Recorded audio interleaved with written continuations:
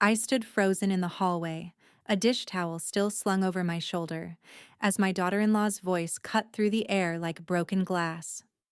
"Move out by Friday!" she snapped, not knowing the deed was in my name, the lease in my drawer, and the eviction notice already signed. For her. "We're about to begin, but if you'd like, share where you're joining from." It reminds me this story doesn't echo into silence. It lands somewhere real. Drop it in the comments, and don't forget to subscribe. Laura's voice echoed down the hallway. "Move out by Friday, Helen. We've decided it's time." Laura's voice echoed down the hallway. "Move out by Friday, Helen. We've decided it's time." The words didn't quite register at first. I stood frozen in the kitchen doorway, hands still slick from dishwater, a wet sponge dangling from my fingers like some sad little flag of surrender. The apartment was too quiet for a moment, the kind of silence that makes you aware of every heartbeat, every breath you're holding. David cleared his throat, eyes skimming past me like I was just part of the wallpaper. "It's just space. Laura needs the second bedroom for her studio." The second bedroom. My bedroom. The one I painted myself when David and I moved in, back when he still told people I was the smartest woman he knew. That was 3 years ago. Before Laura. Before everything got redefined. I met David's eyes then. In my own apartment? Before he could answer, Laura stepped forward from behind him, arms crossed, not even pretending to soften the blow. "Technically, it's ours. We pay the rent now, Helen." She said it like she was doing me a favor, like their monthly checks made her queen of the place and I was just a squatter with a Wi-Fi password.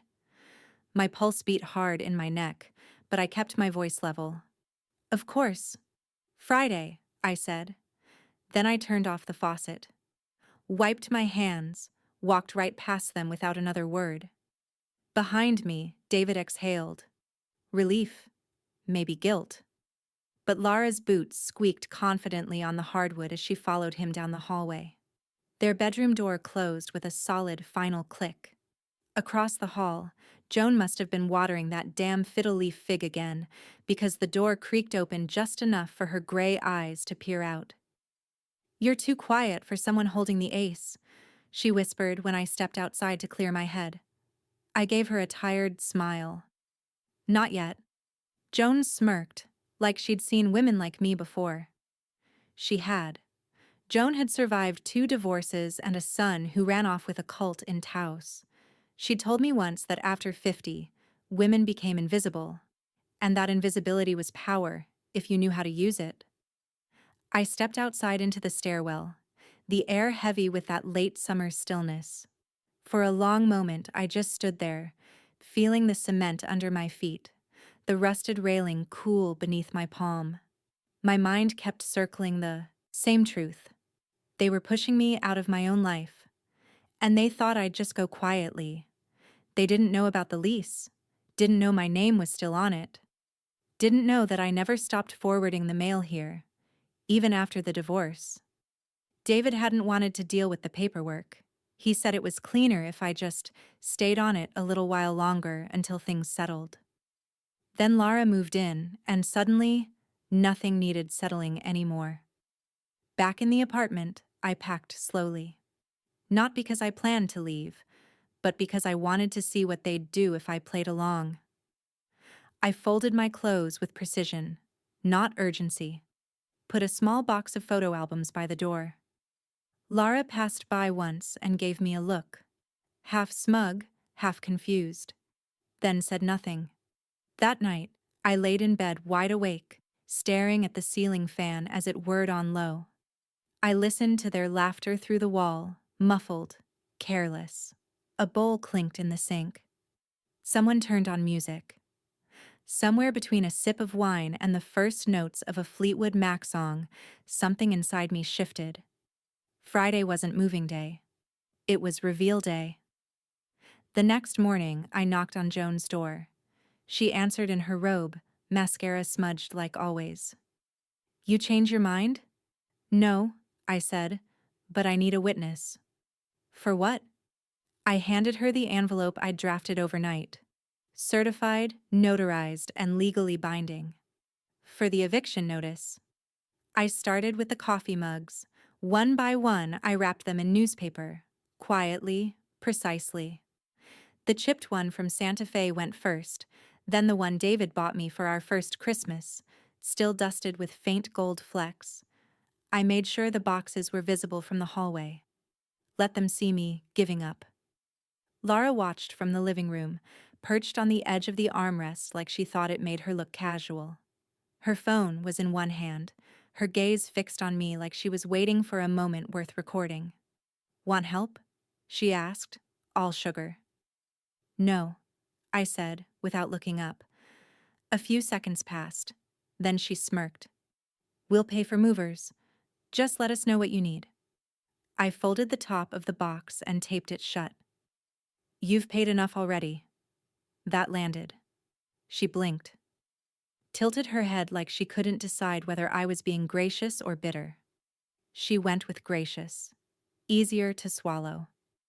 David passed by carrying 2 empty boxes, eyes lowered. His mouth opened slightly, like he might say something, then closed again. I waited for the apology he wouldn't give. For the cowardice I already knew too well. That evening, after they'd left for their couples pottery class, yes, really, I locked the bedroom door and pulled out the worn metal key I hadn't touched in years. The bottom drawer of my dresser stuck slightly, like it knew it was holding something it shouldn't. Inside, a flat envelope wrapped in a silk scarf. Pale blue, fraying at the edges. I unfolded it, slowly, careful, like it was sacred. The first document was the original deed to the building, dated 1989, the year after Miles and I got married. His name, bold and precise. Then mine, added in his looping script after the cancer came.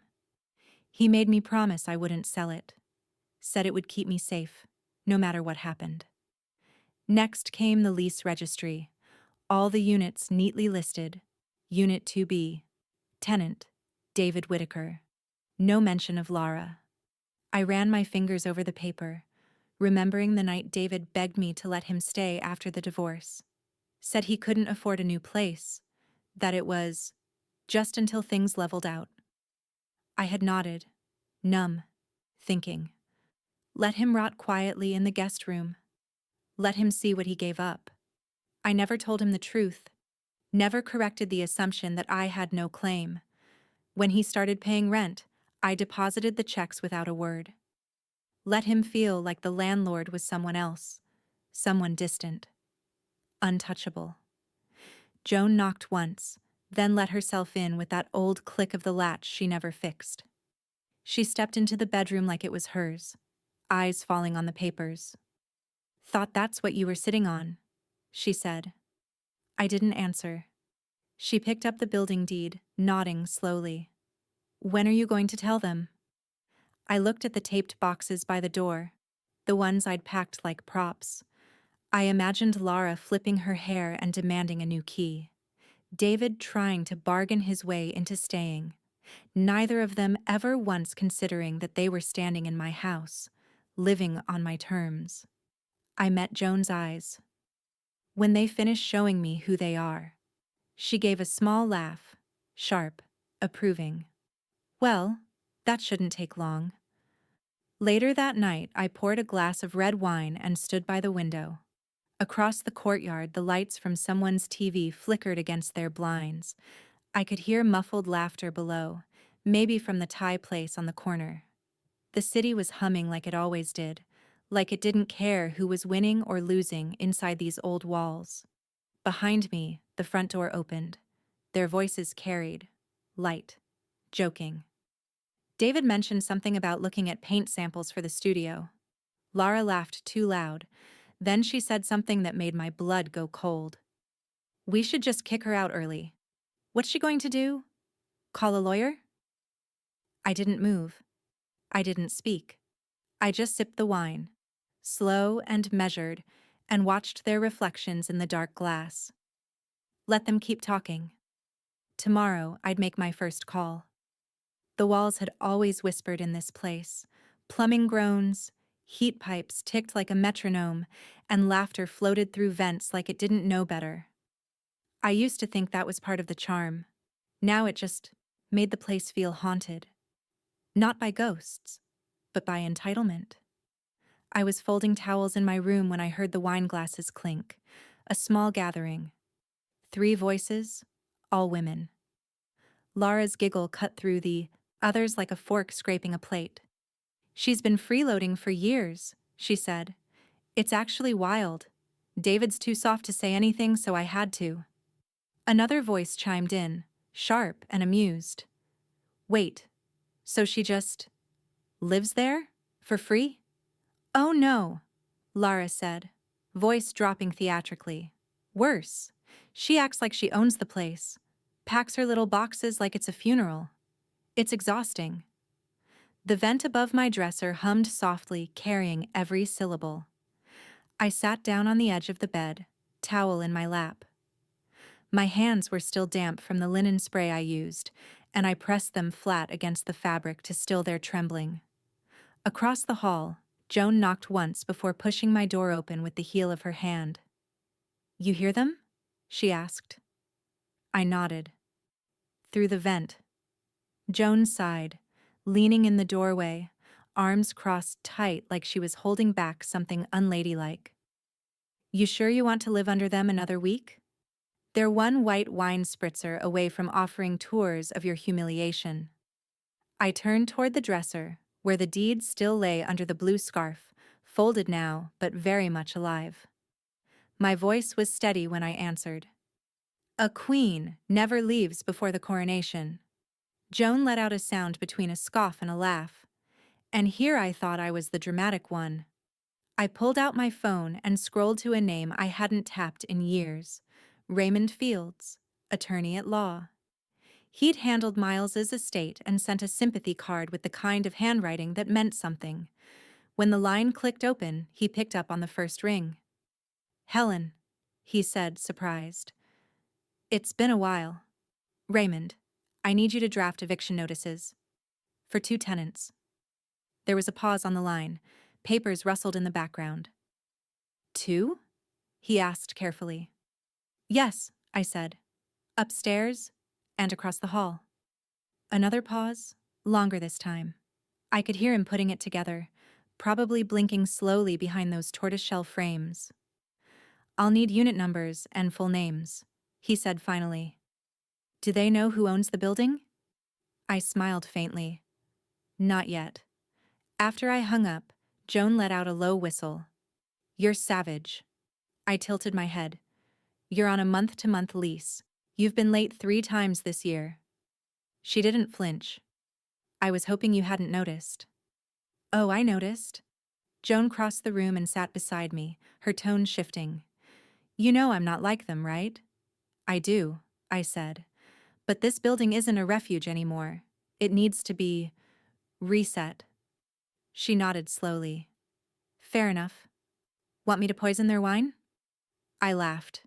Truly laughed. For the first time in weeks. "Not yet. Let the legal route try first." That night, the party upstairs got louder. Music. Then the clatter of heels. Someone was retelling the freeloading roommate story for the 3rd time, with new embellishments. This time, Lara claimed I once reused tea bags and counted people's eggs. They all howled. I poured myself another glass of wine and stared at the eviction draft Raymond emailed over, glowing on my laptop screen. David's name looked ridiculous next to the words, "vacate within 30 days." So did Lara's, though technically she was a guest, which meant I could give her less. Across the hall, Joan was playing Nina Simone loud enough for the bass to thrum through the floor, her own quiet act of war. I walked to the living room, turned out the lights, and stood in the darkness, watching their shadows move behind the upstairs curtains. Tomorrow, I'd post the notices. Tonight, I wanted them to feel the quiet start to shift. Friday came dressed in sharp sunlight, slicing across the floor like it had something to prove. I woke early, showered, and put on a soft navy sweater I hadn't worn since Miles's memorial, not out of grief, but because it made me look unshakable, the kind of woman who didn't flinch under fluorescent lights or bad news. I was halfway through pouring my second cup of coffee when the front door slammed open. "You're still here?" Lara's voice cracked like a whip through the apartment. She was in leggings and an oversized hoodie, messy bun barely holding. Her sunglasses were still on even though she was indoors, like this was just another LA audition for the part of furious girlfriend. I didn't look up from the mug. "Good morning," I said. "You're still here." I sipped slowly, savoring the silence between us, the kind that makes a woman like Lara unravel. "I assumed you'd be gone by now," she added, stepping closer. "Like out, with your boxes. Somewhere. Less tragic." I set the mug down. "It's the first of the month. Rent's due today." She blinked. "Excuse me?" I tilted my head slightly. "I don't accept partial payments. Not anymore." There it was. The flicker in her face. Confusion layered with fear she didn't want me to see. But I saw it. I had studied women like Lara long before she ever stumbled into my son's life. They break easy if you just press the right bruise. She scoffed, trying to recover. "You've completely lost it." David appeared in the hallway, half-shaven, shirt buttoned wrong, sleep still clinging to him. His eyes landed on me, then on Lara, then back again, like he'd walked into a knife fight with oven mitts. "Mom, please," he said, voice low. "Don't make this worse than it already is." I smiled faintly. "Worse? Oh, sweetheart, we're just getting started." I stepped over to the sideboard, opened the drawer slowly, deliberately, and pulled out 2 white envelopes, thick cardstock, sealed, labeled by hand. Lara narrowed her eyes. "What the hell is that?" I held one out to her. "Notice to vacate. Non-payment of rent." Then the second to David. "Same goes for you."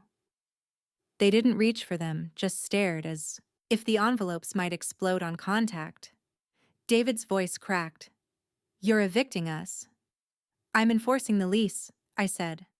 "I've been patient, I've been quiet, but I'm no longer in the business of subsidizing liars who throw parties on my property and gossip through the vents." Lara gave a breathless laugh, high-pitched and sharp. "Your property? Your—" "No, no, that's not how this works. David pays rent. I've seen the checks.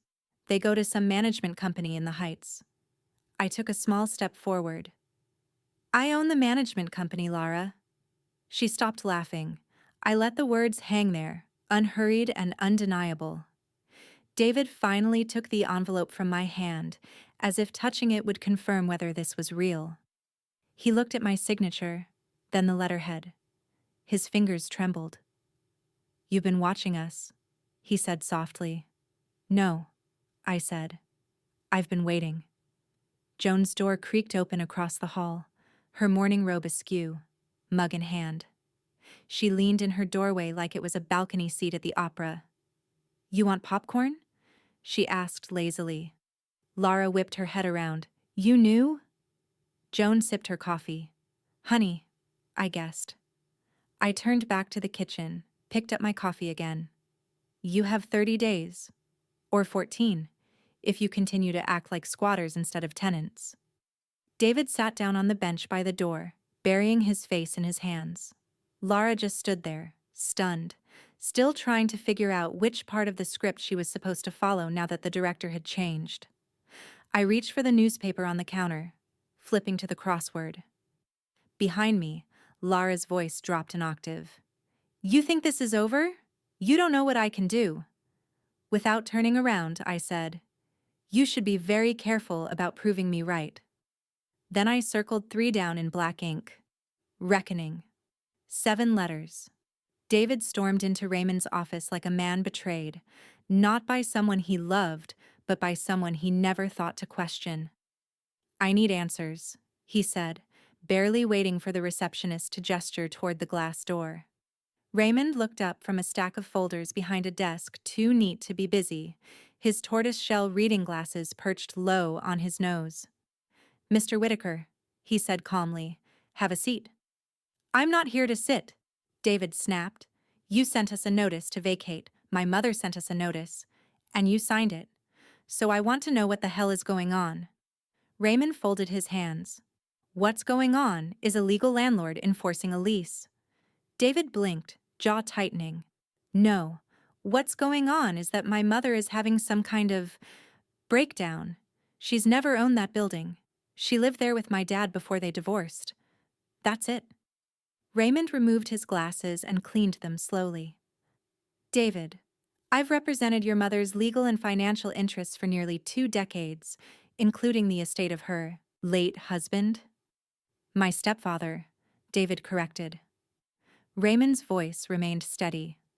"Regardless, she is and always has been the legal owner of the building on Montgomery. The deed is in her name. The management company you've been sending rent to for the past 8 years is hers. Fully registered. She structured it that way to avoid any perceived conflicts of interest." David's face drained of color, his posture deflating just enough to show how much he'd braced for a different answer. He sat down, slowly. From behind him, the door clicked open again. Laura, pale and tight-lipped, stepped in like she was walking into a courtroom. Her confidence didn't even make it to the reception rug. "She lied to us," Laura said, looking between the two men like she was searching for a lifeline. "There's no way she owns that building. There's been a mistake." Raymond opened a file folder. "Would you like to see the deed?" Helen's voice floated in before either of them could answer. "No need. I brought a copy."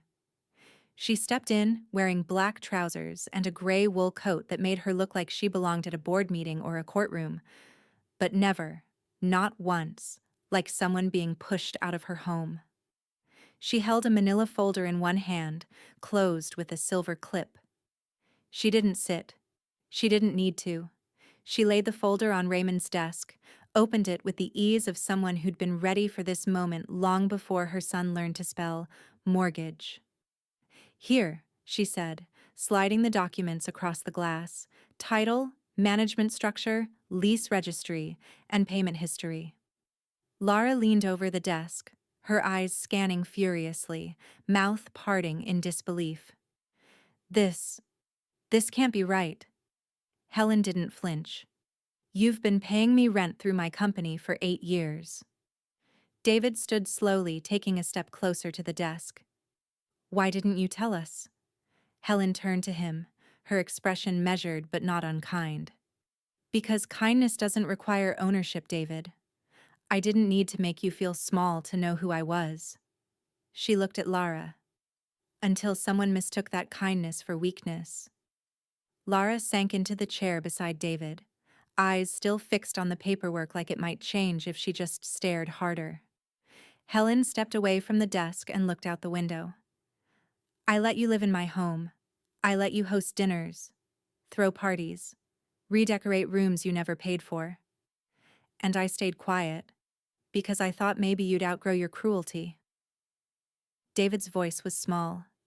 "You were always so distant." "I was always watching," she said. "From the same place I watched you walk past the dishes and let her insult my cooking. From the same place I heard the vent whisper things I taught you never to say." No one spoke for a long moment.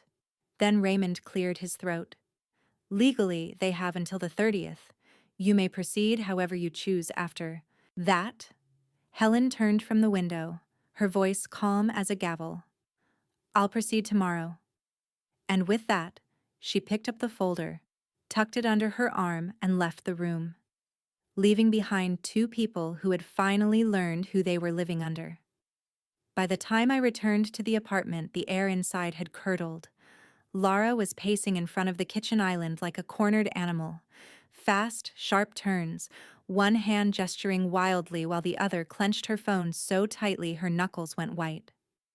David stood off to the side, back against the fridge, arms crossed like he was trying to hold in a confession. The moment I stepped through the door, Lara turned on me. You betrayed us. Her voice cracked with a fury so raw it barely sounded like English. She pointed at me like I was some masked villain unmasked at the final reel. David didn't speak. He didn't even blink. I closed the door behind me, hung up my coat, and walked toward the coffee maker without a word. You lied, she said again, louder now. You lied to our faces. For years. No, I said calmly, setting the mug beneath the spout. You never asked. That stopped her.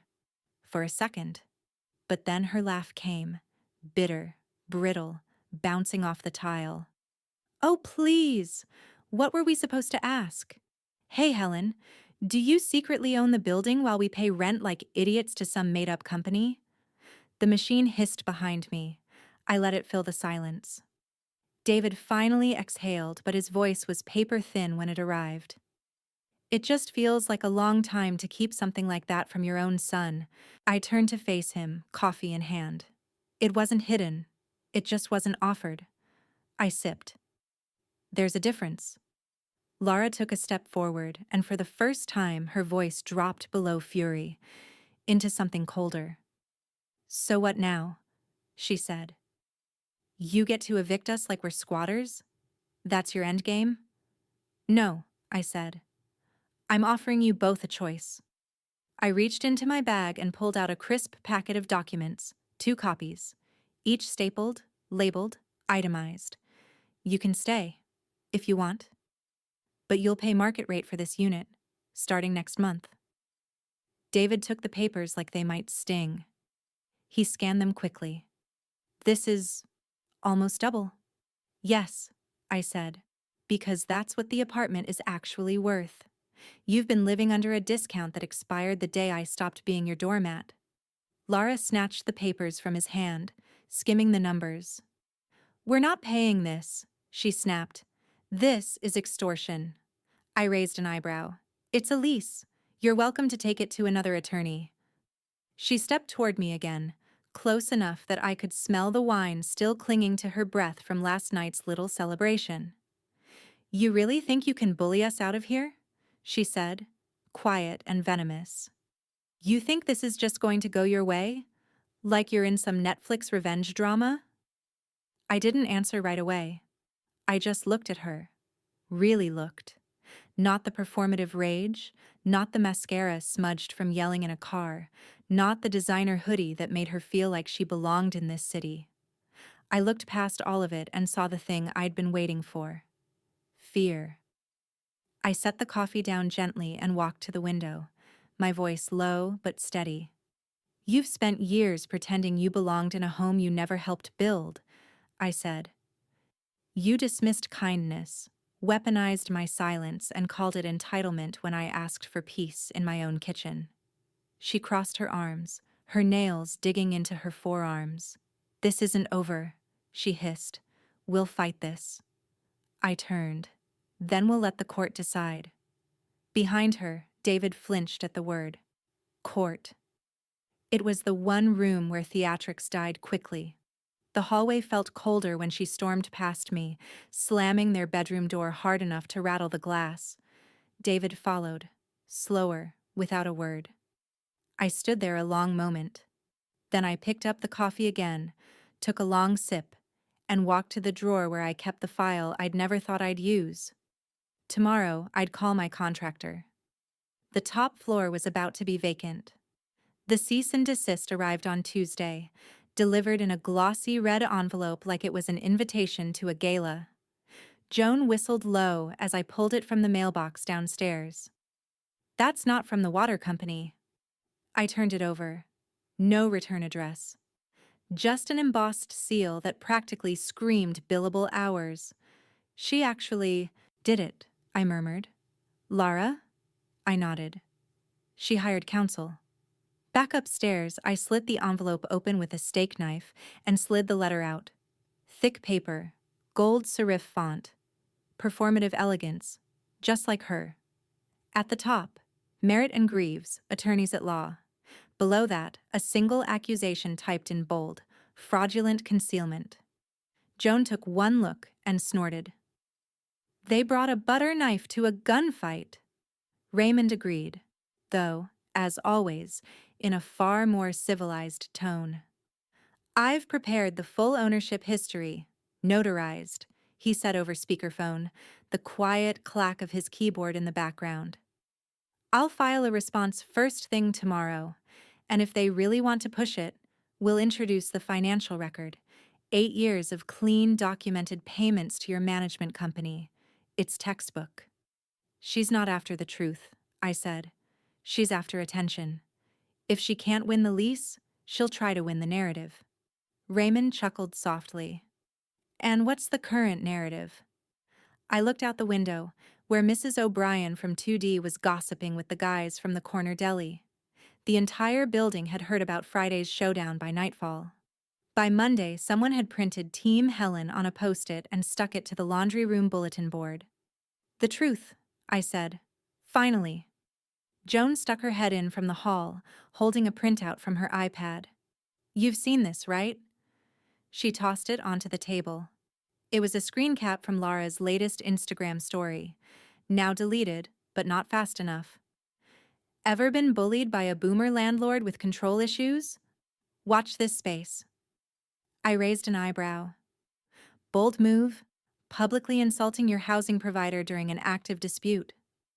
Even bolder, Joan said, tagging Sephora and 2 fake wellness brands while doing it.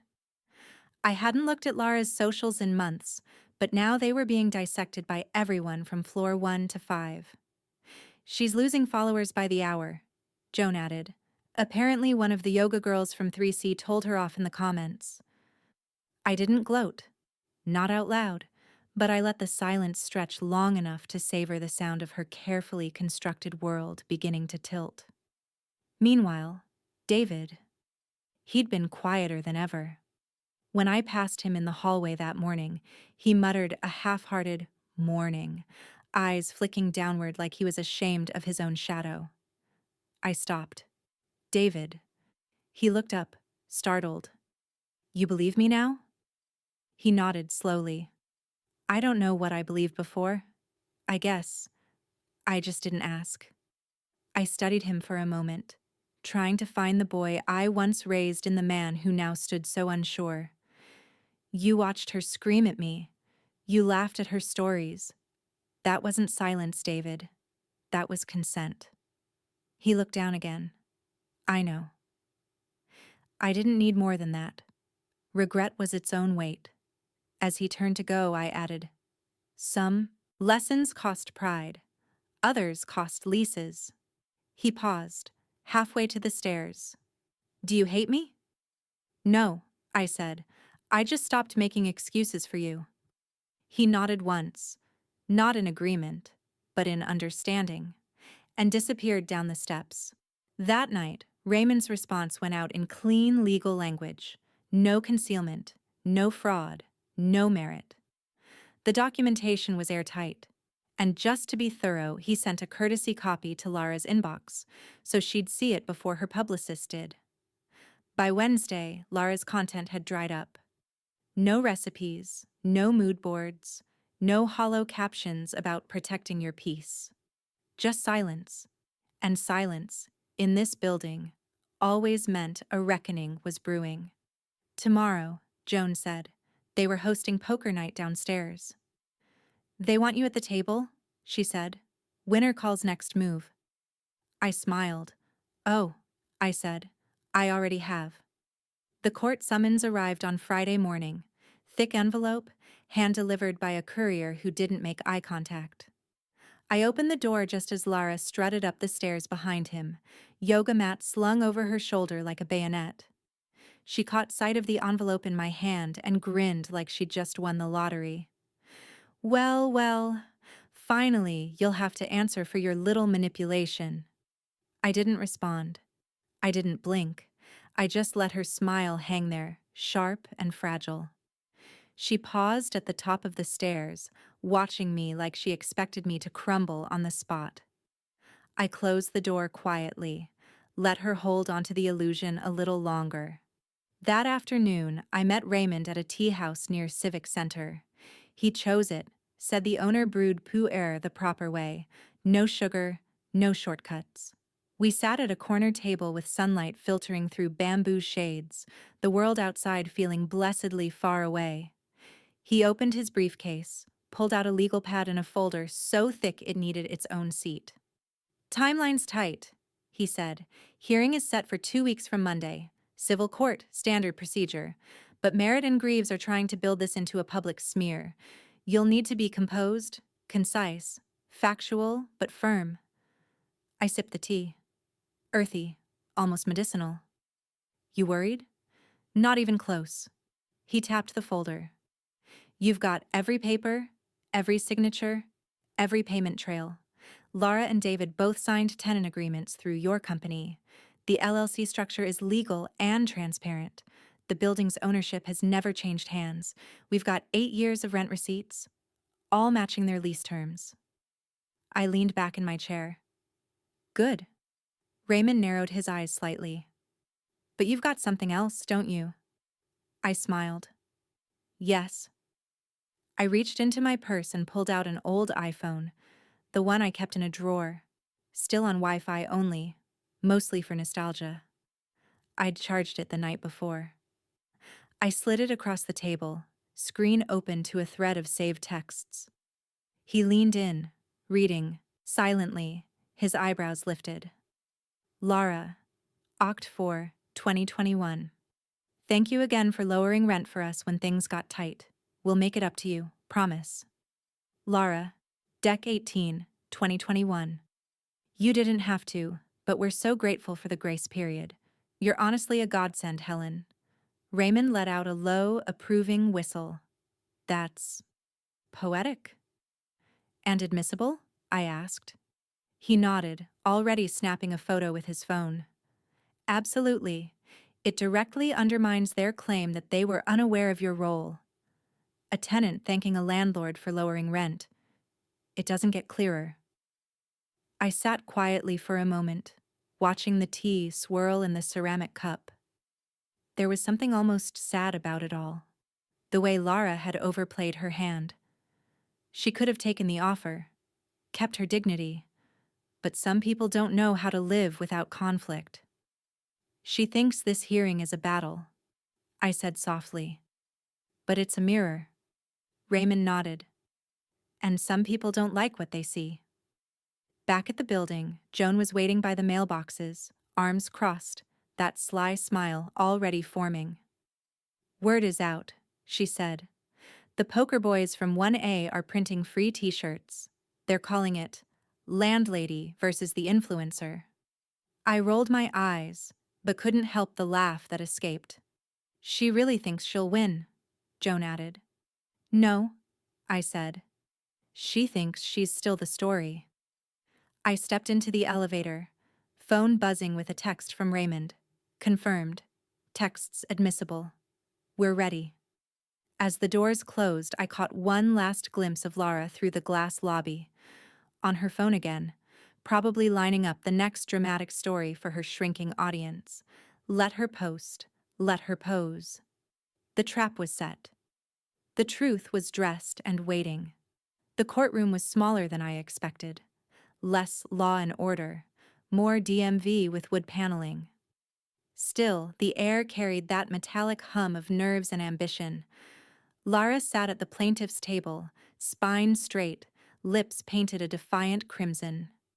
Her lawyer, a young man in an expensive suit that didn't quite fit his swagger, shuffled through a stack of color-coded binders like the truth might be hiding under a tab. David sat beside her, pale and stiff. He hadn't looked up since we walked in. Raymond adjusted his glasses beside me, calm as ever. "You ready?" he whispered. "I've been ready for years," I said. The bailiff called the room to order. The judge, late 50s, the kind of woman whose patience had been professionally sanded down, took her seat and glanced over the docket. "Whitaker versus Lewis Management Group," she read. "Plaintiff alleges fraudulent concealment of ownership and breach of tenant trust. Defendant denies." Lara's lawyer stood immediately, projecting the enthusiasm of a man who still believed volume equaled persuasion. Your Honor, he began, this is a case of manipulation. My client was deceived into paying rent to a management company that, unbeknownst to her, was a shell operation controlled by the defendant. Ms. Lewis used that secrecy to exert power over her tenants, over my client, in a clear abuse of position. He turned toward me, pacing theatrically. We're talking about dishonesty and exploitation from a woman who... Raymond interrupted smoothly. Objection, Your Honor. Counsel is editorializing before evidence. The judge nodded. Sustained. Stick to the facts, Mr. Klein. Lara's lawyer cleared his throat, regrouping. The facts are simple. My client was intentionally misled. She was made to believe the management entity was independent. She was never informed the defendant owned the building. The deception caused emotional and financial distress. Raymond stood without hurry. May I, Your Honor? Proceed. He picked up a slim folder from our table, his movements unhurried, deliberate. Counsel suggests concealment, Raymond said, but evidence will show the plaintiff was aware, repeatedly, explicitly, that Ms. Lewis was her landlord. He approached the bench, offering a printed packet. The top page gleamed white against the dull wood. These, he said, are direct communications from the plaintiff to the defendant, text messages dated October and December of 2021. Lara's lawyer frowned. What messages? Raymond didn't answer him. He addressed the judge. If I may read aloud? She nodded. He flipped to the first page, voice even. Thank you again for lowering rent for us when things got tight. We'll make it up to you, promise. A few heads in the gallery turned. He continued. You didn't have to, but we're so grateful for the grace period. You're honestly a godsend, Helen. A rustle swept the room. That low, collective exhale of recognition when the plot finally clicks into place. Lara's face went bloodless. The judge lifted her gaze from the papers. So, Ms. Parker? She said, using Lara's legal last name, not her online one. You knew Ms. Lewis was the owner of the property? Lara blinked rapidly. No, that's not... Those were... I thought she... David lowered his head into his hands. The lawyer stammered. Your Honor, these texts could have been misinterpreted. Raymond was ready. The metadata, timestamps, and phone number verification are attached in the appendix. There's no misinterpretation. My client's only mistake was believing decency would be reciprocated. Silence. The judge read a few more lines, then sighed, the weary sound of justice being both obvious and tedious. Case dismissed, she said finally. Ownership reaffirmed to Ms. Lewis. Tenants in violation of lease terms, 30 days to vacate. The gavel cracked once. It was over. Lara slumped in her chair, lips trembling but silent now. Her lawyer tried to console her, but she shook him off, the crimson lipstick smearing as she muttered something I couldn't hear. David didn't move. He just stared at the table like he could fall through it. I rose slowly, smoothing the front of my jacket. Raymond gathered his papers, gave me a subtle nod. No victory grin, just quiet acknowledgement. As I walked past their table, I didn't look at them. There was nothing left to see. Outside, the courthouse steps shimmered in late afternoon sun. The city traffic hummed, indifferent. Joan was waiting by the curb, arms folded, sunglasses glinting. How'd it go? I smiled faintly. The truth won its own case. She grinned. Told you, butter knife. I looked back once, just long enough to see Lara emerge into the light, eyes red, reporters circling like gulls. The trap had closed. But what came next would burn hotter than any courtroom. The sound of packing was different when it came from the guilty. Not rushed, not frantic. Methodical. Heavy. Each taped box upstairs thudded like a punctuation mark in a sentence they'd written for themselves. I stood in the hallway, listening through the ceiling. furniture scraping. Something dropped. Lara's muffled curse. Joan peeked out from her doorway, coffee in hand, bare feet on the cool tile. You hear that? I do. She tilted her head toward the ceiling. That the sound of karma? No, I said. That's the sound of someone trying to take their pride down a staircase. Later, David knocked. No fury, no excuses. Just 2 slow taps, and the weight of someone who used to live here. I opened the door. He stood on the mat, hoodie zipped halfway, eyes sunken and ringed with exhaustion. I'm not here to argue, he said. I just wanted to say I'm sorry. I didn't invite him in. I just leaned lightly against the frame and waited. He swallowed. I didn't mean for it to go this far. I nodded. It always goes as far as people's character allows. He winced but didn't deny it. She wanted a fight. I thought I could stay out of it, but... He shook his head. I stopped seeing who she really was. And I think, maybe I stopped seeing who you were too.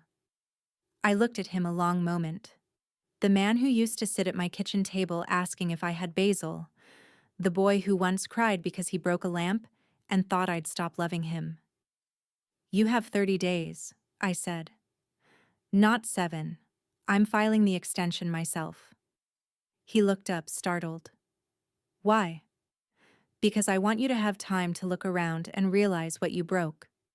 He nodded slowly, like that hit harder than anything from the courtroom. She won't forgive me, he said softly. She shouldn't, I replied. But maybe that'll give her a chance to forgive herself. He didn't move. He just stood there, as if waiting for something else. A hug, maybe. Or some trace of the mother I used to be. I didn't give it to him. Not yet. Take care of yourself, David. He nodded, eyes glassy, then turned and walked back upstairs. Joan was waiting in the doorway again when I turned around. You're too merciful, she said, half smirking. Mercy, I said, makes the revenge look better. She let out a laugh, shaking her head. That's why people underestimate you. You give them time to think they're winning. That's why they fall so hard. We watched as another box slid noisily down the top stair. A moment later, Lara cursed again, louder this time, and David's voice rose. Not angry, just exhausted. They were unraveling, in their own little universe, without my help. By Sunday, the upstairs hallway was a maze of boxes, some labeled, some not, one half crushed from being stepped on. A broken lamp leaned against the doorframe. A pile of flattened photo frames lay discarded like they'd already stopped pretending to care where they'd hang them next. I passed through silently, heading up to check on the boiler unit. Neither of them made eye contact as I walked by. David had his back to me, rolling up a rug. Lara sat on the floor, legs crossed, taping shut a box labeled Studio Things. Funny. That was supposed to be her future. A creative rebirth. A space to grow. Now it was cardboard. I didn't stop. I didn't say a word. Let them pack in silence. Let them feel the dignity of quiet consequences. That night, I stood in my kitchen, pouring a glass of red. Downstairs, the building was alive. Someone cooking garlic, someone's radio playing jazz. Life, moving on. Joan knocked lightly on the window with the back of her knuckle. Poker night's starting. You still coming? In a minute, I said. She winked. We saved your seat. Winner deals next round. I smiled. Good. Because I already knew my hand. And I still had one final card to play. The silence they left behind was different. Not strained, not heavy, just still. Like the building had exhaled. Renovations started on a Monday. I had the locks changed before breakfast. By noon, the contractor had walked the entire unit with me, clipboard in hand, nodding at every crack and scuff Lara had tried to paint over in a last-minute scramble. We could knock out that non-load-bearing wall, he said. Open up the light. Do it, I said. We replaced the fridge, rewired the lighting, pulled up the rugs she'd ruined with candle wax and cheap incense. The old bedroom, once my bedroom, got a fresh coat of sage green. Warm, grounded, nothing aspirational, just real. Joan stopped by daily, sometimes with pastries, sometimes just to marvel. "It smells like intention in here," she said once, trailing her fingers across the new butcher block counters. "What does that even mean?" I asked, half smiling. "Means you're not just fixing a space," she said. "You're reclaiming it." The first new tenant moved in 3 weeks later. A quiet grad student named Elena. Art history. Paid on time, introduced herself to the neighbors, offered to help carry groceries. "Thank you for the warmth," she said on her first day, standing awkwardly with a potted fern in her hands.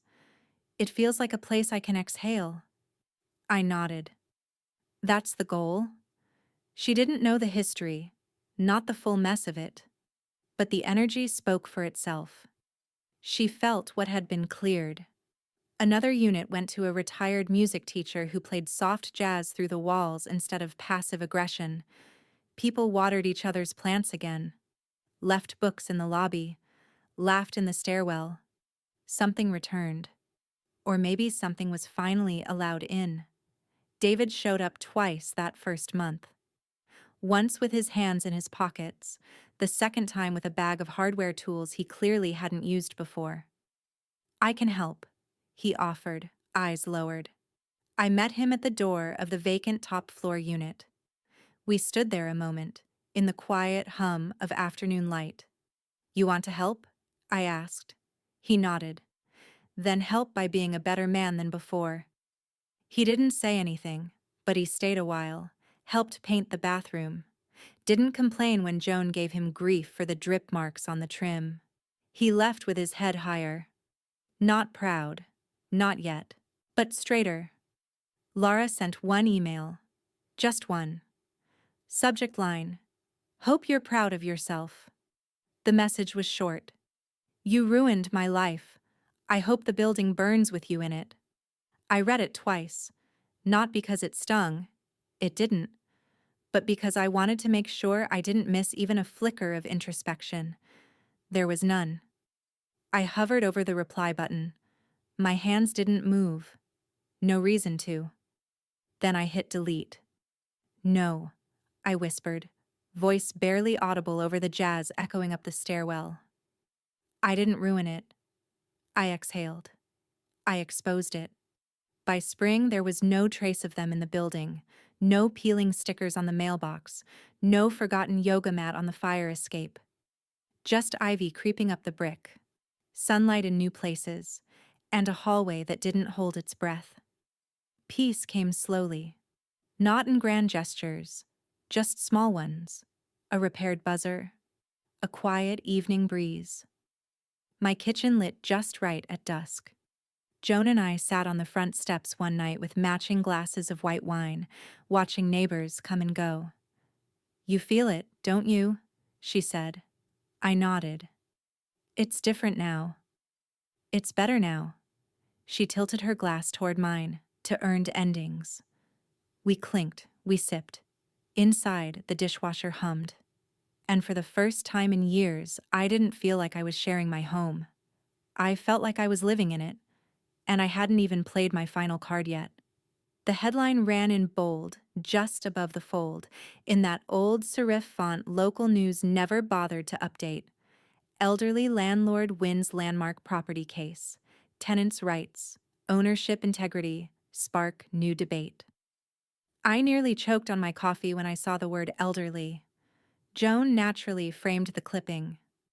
"I'm 62, I muttered, squinting at the grainy courthouse photo of me exiting into sunlight. 62 and sharp enough to take down an influencer with a Wi-Fi signal and a skincare contract," she replied, placing the frame on the bookshelf like it was a Pulitzer. The reporter had done their homework. It wasn't sensational. It was factual. Clear. Even-toned. It spelled out the legal structure of the LLC, the years of paid rent, The texts. It quoted the judge directly. It didn't call me a villain or a hero, just the woman who drew the line. And for once, people seemed to understand that the line mattered. Later that week, I came downstairs to find 3 of the tenants in the lobby: Elena, the grad student, Mrs. O'Brien from 2D, and Noah, the young teacher from 1A, all gathered around a folding table Joan had dragged in from the storage closet. A pitcher of lemonade sat in the center. So did a cake, misspelled, but sweet. "Congrats, Ms. Helen," Noah said, lifting a plastic cup. "You made the news." "I didn't make it," I said, laughing. "It found me." Elena beamed. "You showed a lot of people that women like you still run things." "Like me?" She hesitated. "Smart. Resilient. Underestimated." I glanced at the cake. "Thank you." Mrs. Lewis was written in shaky blue icing, the Mrs. corrected in black pen. "I didn't fix it." Joan raised her glass. "To our local folk hero." I rolled my eyes. "Heroes are just people who stop apologizing." "Exactly," she said, clinking her cup to mine. "And you stopped beautifully." The article sparked more than gossip. It sparked momentum. Raymond called 2 days later with an idea I hadn't expected: a small community legal grant to protect older tenants and landlords from predatory leases, digital harassment, or manipulation masked as trendiness. "They need someone credible to launch it," he said. "Someone who lived through it. Someone who didn't flinch." I didn't say yes right away, but I didn't say no either. A week later, we filed the paperwork. The Lewis Fund for Housing Dignity launched quietly but quickly. A few donation matches came in from local businesses. A retired judge sent a letter of endorsement. The deli downstairs offered to host the launch event.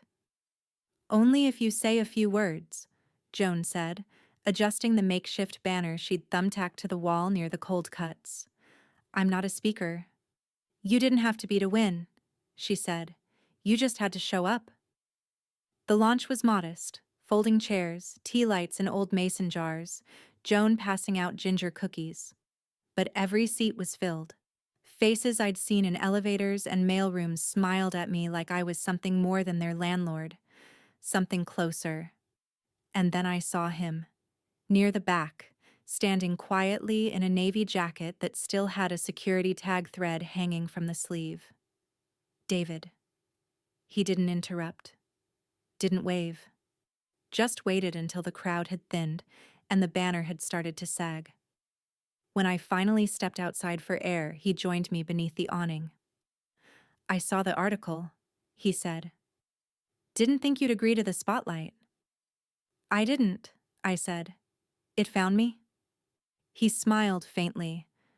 "It found the right person." We stood there a long time in the early evening quiet, just the 2 of us and the sound of a bus brake hissing in the distance. "I'm proud of you, Mom." He hadn't said it in years, not since Miles's funeral. This time, I didn't look away. I let it land. "I know," I said. His eyes were damp, but he didn't wipe them. He just nodded and stepped back into the night. I stood alone, a stack of flyers still in my hand. A new tenant passed by and said goodnight. And for the first time, I felt the next chapter stretching out in front of me. Not as a threat, but as a choice. Raymond showed up on a Tuesday morning with a thick manila envelope and the look of a man holding something both delicate and nuclear. I met him on the stoop, a dish towel slung over my shoulder and the smell of banana bread clinging to my sweater. He handed it to me without ceremony. "One last surprise," he said. I narrowed my eyes. "That tone worries me. Just open it." He waited while I slid a finger beneath the flap, peeled it back, and pulled out a set of neatly folded documents. Heavier than usual. As I unfolded the top page, I felt something shift before I even read a word. It was a deed. Not to my building. To the lot behind it. The fenced-in gravel rectangle that had sat unused since I moved in. Raymond pointed at the date in the upper right-hand corner. 2 weeks before Miles passed, he said quietly. He purchased it under your joint trust. Didn't tell anyone. He had plans. The paperwork was buried under a list of deferred filings we just cleaned out. I stared at the address. I'd walked past that lot 100 times. Never gave it more than a passing glance. He never said a word. Raymond nodded. He didn't have time, but he made sure it would be yours. The breath caught in my chest. My fingers brushed over the signature line at the bottom. His handwriting. Always slightly crooked, always too fast. I swallowed hard. He left me more than I ever knew. Maybe, Raymond said gently. He knew you'd use it well. I sat on the back steps for over an hour just watching the lot. Cars passed. Kids rode by on scooters. A woman with a stroller glanced at the space, then kept walking. No one saw it for what it could be. Not yet. But I did. By that evening, I'd made up my mind. We'll build new apartments, I said, standing in Joan's doorway, the envelope in hand. Affordable, intentional, simple design, long leases, not trendy, not extractive, just livable. Joan blinked. Well, damn. I'll fund the initial permit work through the Lewis grant, I continued, and I'll do it in his name. Miles always hated wasted space. Joan stepped back, hand to her chest. Now she's a queen with 2 kingdoms. I laughed, softly but with something deep behind it. And both earned with silence. 2 days later, David came by again. No pretense. Just a clipboard and a pen tucked behind his ear like a child playing contractor. I heard about the lot, he said gently. Joan told me. Of course. Of course. I can help with the accounting, he offered, voice small but earnest. I know I've got work to do, but I'm good with spreadsheets. And if it means something, if there's a way to be useful, I'd like to try. I studied him. Not the broken version I'd seen after the trial, but not his old self either. Someone in between. Someone climbing. All right, I said. But I want clean numbers. No shortcuts. This is a legacy build. He nodded. It deserves that. We shook hands on it. For the first time, his grip felt real. The neighborhood buzzed once word got out. Some rolled their eyes, assumed it was a PR stunt. Others left handwritten notes on my door. One man dropped off a sketch of a courtyard filled with vines and benches and old-growth trees. We could call it Miles Court, Joan suggested one afternoon. Sounds regal. I like that, I said. He hated attention, but he loved his middle name. That night, I sat at the window with a cup of tea, watching the moon cast soft light over the empty gravel behind the building. It didn't look empty anymore. It looked inevitable. A place waiting for someone to believe in it. A place that had been mine all along. I sipped slowly, the envelope resting on my lap, and I realized this wasn't a final card. It was the start of a new deck. The ribbon fluttered in the breeze like it had been waiting its whole life to be cut. It was pale gold, Miles's favorite, stretched across the arched entryway of the new development. The plaque beside the gate read, Carter Community Homes, established in memory of Miles Carter, 2024, built for dignity, priced for living. Neighbors lined the sidewalk. Former tenants, current tenants, board members, reporters with notepads, a few local politicians who smelled photo ops like blood in the water. Joan, of course, had been stationed by the lemonade table for an hour, policing the cookies with militant cheer. And David stood beside me, shoulders squared, tie straight, a clipboard tucked under one arm like it was part of his new uniform. Loyal, steady, present. The cameras flashed as I took the scissors from Elena, now a board member herself, with a blazer slightly too big and a smile that wasn't. This, I said softly, is what happens when you stop asking permission. There were a few murmurs of approval, a couple claps. I didn't need a roar, just the truth. I cut the ribbon cleanly, no fanfare, and the gates opened. Inside, the courtyard looked just like the sketch someone had slipped under my door almost a year ago. Creeping ivy, red benches, wide paths, native trees that would grow slow but proud. A couple kids raced toward the swings. An older woman with a walker smiled up at the sunlight like it had been personally arranged for her. "You did it," David said. "We did it," I corrected. He gave a half smile. "Still, thank you for not giving up on me." I looked at him, truly looked. Not as my son, not as a broken piece to fix, but as a man finally learning to carry his own weight. "You built this just as much as I did," I said, "and maybe more carefully." Raymond stood near the refreshments, nodding with quiet satisfaction, already talking to someone about expanding the grant's reach into other cities. He'd offered to write a press release. I told him I didn't need one, but the media came anyway. A young reporter from the Chronicle called it "Compassion with Backbone." The headline the next morning read, "Landlord turned activist unveils housing project built on justice, grace, and grit." Joan cut it out and slapped it onto the community board before I'd even seen it. And then, briefly, from across the street. I saw her. Laura, hair shorter, posture smaller, no camera in hand, no curated smile. She wore a dark jacket and stood half-shadowed behind a lamppost, just watching. Not bitter, not smug, just removed. Like she couldn't quite decide if this was something she had the right to witness. I didn't wave. She didn't move. I noticed. But I didn't linger. There are some chapters that close not with fury, but with distance. As the sun dipped behind the building and the courtyard lights flickered on for the first time, Joan tapped her glass with a butter knife. "Can I make a toast?" she called out. A few turned. Someone handed her a microphone she didn't need. "To the woman who reminded this block, and this city, what it means to own what's yours." She glanced at me, eyes bright. Literally and figuratively. Laughter bubbled. Glasses raised. I smiled, lifting my own. "And to never apologizing for it," I said. Joan whooped.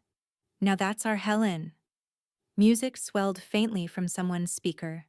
The courtyard filled with motion, quiet, gentle celebration, the kind you feel in your chest before your ears.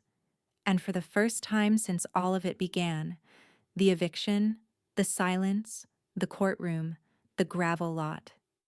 I didn't feel like I was bracing for the next blow. I felt finished, rooted, whole. But tomorrow I'd sign something new, because the final page wasn't quite the end. The morning was gold, not soft, not hazy, golden, like the end of something earned. Sunlight spilled through my kitchen window, hitting the tiled floor in long rectangles.